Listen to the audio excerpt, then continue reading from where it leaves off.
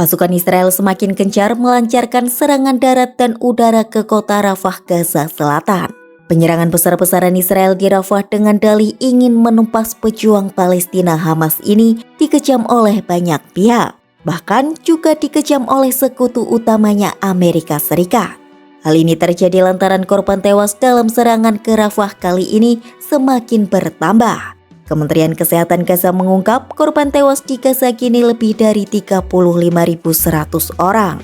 Oleh karenanya, Mahkamah Internasional atau ICJ akan menggelar sidang terbuka untuk publik pada 16-17 Mei 2024 mendatang.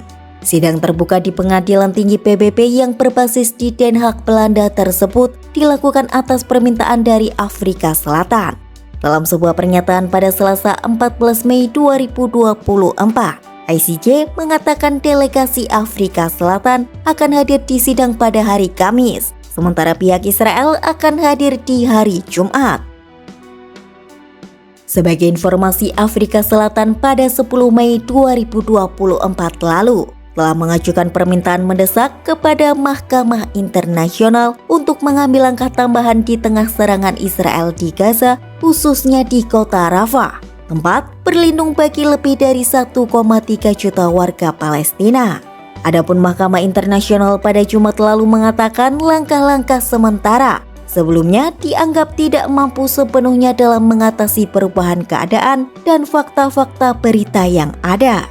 Pernyataan tersebut keluar dalam 3 hari setelah tentara Israel menyerbu dan menduduki sisi Palestina di persimpangan Rafah dengan Mesir.